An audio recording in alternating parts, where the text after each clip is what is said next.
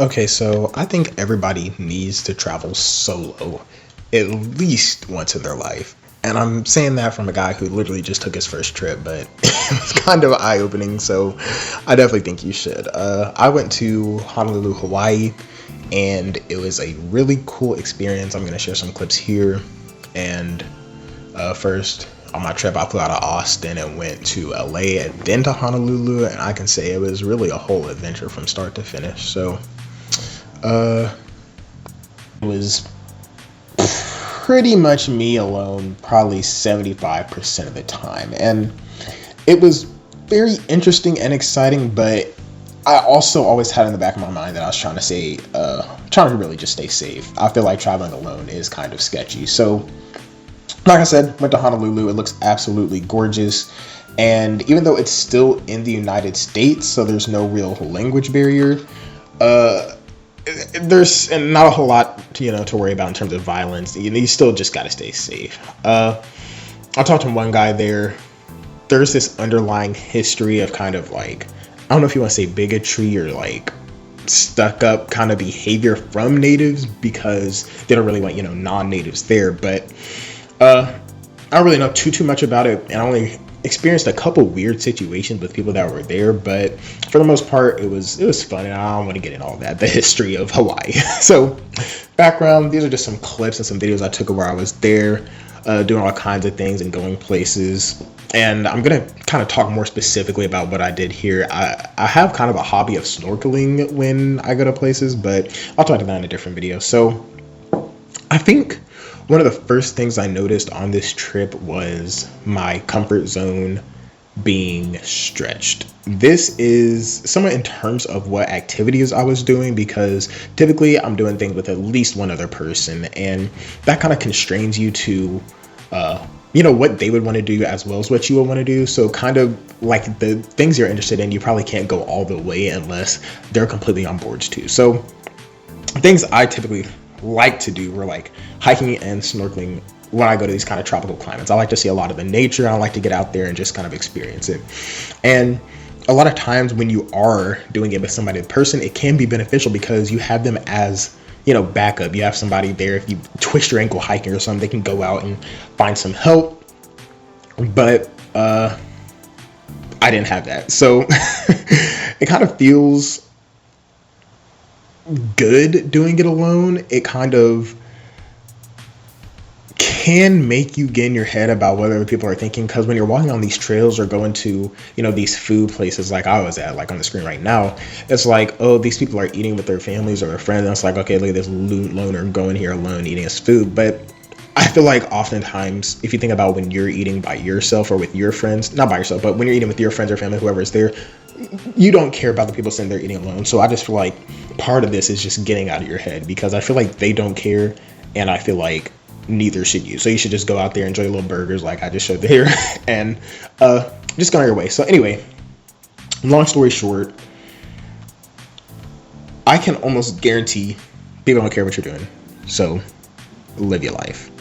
Also, throughout these trips, it gave a lot of time to self-reflect. Here, I'm walking through this hiking trail. I guess it was on my way to a beach, and it was really secluded, and it gave a lot of time just to, like I said, think.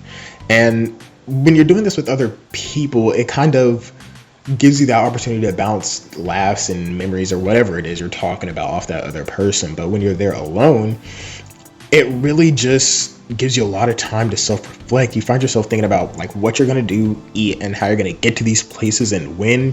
But because you're doing it alone, it really doesn't take that long to figure out. So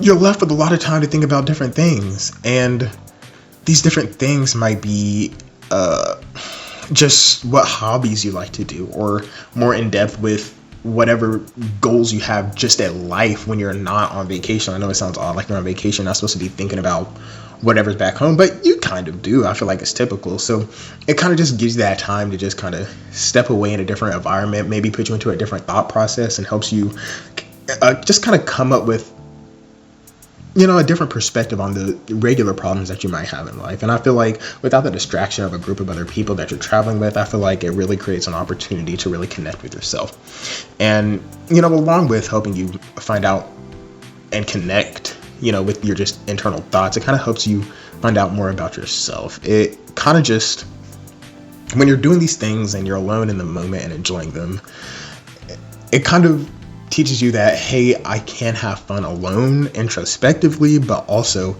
like I thought, it was like, man, I kind of wish that I could be here doing these things with other people. So, and I wish, well, not the whole time, but there are some opportunities or some things that I'm doing there where it's like, I wish someone could have been there to share it with me. And when you're thinking about that, you kind of think about who would you have wanted to be there with, and what would you have wanted to be doing with them? And kind of when you're going through this thought process, it's just like kind of eye-opening, and it shows you who is really important in your life and who you would want to be around you, and it can kind of help you connect and appreciate those moments more when you are back with them, when you're back from vacation or your solo travel or wherever you are. One of the other things, it might help you get out of your shell. If you're doing more social things while you're out here alone. I did a lot of hikes and stuff, so there wasn't a huge opportunity to get to know a whole bunch of people, but I did meet this one girl, and I'll try and point her out in the section of the video where she was. It's literally just a mini clip when I was next to this giant tree. It's a banyan tree or banyan, whatever it was, but I met her when I was hiking, and she was talking about her travels, and she kind of echoed the sentiments that I'm saying here. It was like when she first started traveling solo, it was a whole lot of trying to figure out what she was going to do and what she was interested in. And then as soon as she did like one, I think she said, maybe a couple of them, she figured out that it was really just, I don't want to say therapeutic, but she was just, really enjoying the process of being able to just travel places and not have to worry about people dropping or flaking or any of that stuff. And it helped her realize who was important in her life whenever she could go back to them and share these memories that she had. And also kind of made it interesting when she wanted to travel in the future. It's like, oh, okay, we should look towards doing these kind of things because I think you would like it based on, my experiences. So it's really nice. I think one of the only downsides of doing this is, one, if you're not really assured or assured with yourself, it can probably be lonely. I can see that happening. And then also safety is probably a big concern depending on where you go, especially if you're like a girl. I feel like you got to be safe out here because people are crazy. So definitely take that in consideration. And also take into consideration how good you are at decision making, because it's literally only you. So if you don't plan something or do something, you can end up just isolating yourself in a room or something if you didn't give yourself a whole lot to do, or at least an opportunity to get out. So you definitely have to keep that in mind when you're planning on doing trips like this. So in conclusion, for my solo trip, I'll definitely have to do another one, maybe, because it's really fun, and there's other places I like to go, but also it wouldn't hurt to have somebody else here.